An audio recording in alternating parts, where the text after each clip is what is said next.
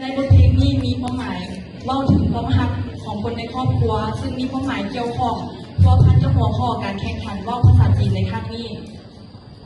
各位领导、各位来宾，刚才您欣赏的是劳沃国立大学语言学院中文系2年级、3年级为您带来的一首合唱歌《相亲相爱一家人》。ข้าพเจ้าอาจารย์ทิพย์มณีอินทิจักรพร้อมหัวหน้าภาควิชาภาษาจีนคณะอักษรศาสตร์มหาวิทยาลัยแห่งชาติมารับหน้าที่เป็นคณะจัดตั้งของกองประชุมในมื้อนี้我是劳沃国立大学语言学院中文系副系主任丁完烈老师，我仅代表劳沃国立大学语言学院中文系就今天举行汉语桥世界大学生中文比赛劳沃赛区决赛给未进行要介绍。ขอแสดงความนับถือหักแพงมายังแขกผู้มีเกียรติทุกท่านขอแสดงความหักแพงมายังอาจารย์และนักศึกษาทั้งหมดที่จะอยู่ในห้องของกองประชุมในมื้อนี้บรรดาท่านจะได้มาร่วมเป็นสักขีพยานในการแข่งขันเพื่อคัดเลือกตัวแทนนักศึกษาลาวเข้าร่วมการแข่งขันว่าวภาษาจีนครั้งที่17ที่มีหัวข้อว่าเทียนเชียอีเจีย1โลก1ครอบครัวที่สป.จีนที่เป็นจุดประสงค์เดียวของกองประชุมในมื้อนี้各位来宾，亲爱的同学们，我们今天将选出最代表劳沃大学生汉语水平和精神风貌的选手，去中国参加第17届汉语桥世界大学生中文比赛。本届汉语桥比赛的题目是“天下一家”。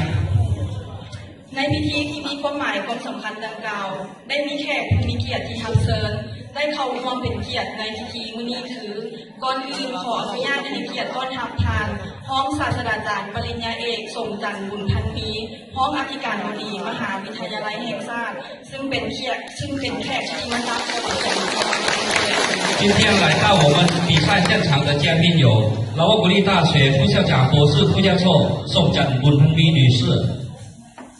ท่านหงเจียงทูตการเมืองประจำสถานเอกอัครราชทูตแห่งสป.จีนประจำสาธารณรัฐประชาธิปไตยประชาชนลาวซึ่งเป็นประธานร่วมก็เป็นเกียรติเขาร่วมขอชมเชย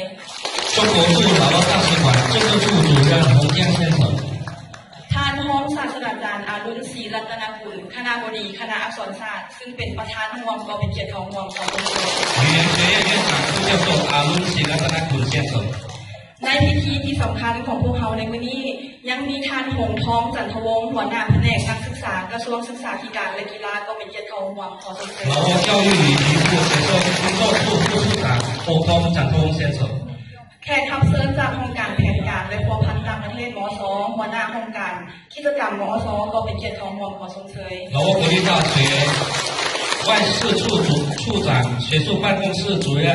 学生活动管理处处长。ท่านน้ำลิงชิงหัวหน้าศูนย์วัฒนธรรมจีนก็เป็นเกียรติเขาร่วมขอชมเชย中国文化中心主任丁青女士。ขออนุญาตต้อนรับท่านนางหลี่เซียวผู้อำนวยการสถาบันคงจื้อฝ่ายจีนและท่านคำพุงจันทวงศ์ว่าการห้องผู้อำนวยการสถาบันคงจื้อฝ่ายลาวมหาวิทยาลัยแห่งชาติ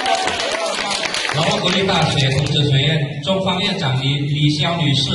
劳沃国立大学孔子学院劳方院长康峰จันทวง先生。ท่านนางหลี่ซิ่วเจินอำนวยการโรงเรียนเหลียวโตพร้อมด้วยอาจารย์และนักศึกษาก็เป็นเกียรติเขาร่วม柳州公园校长吕秀珍女士。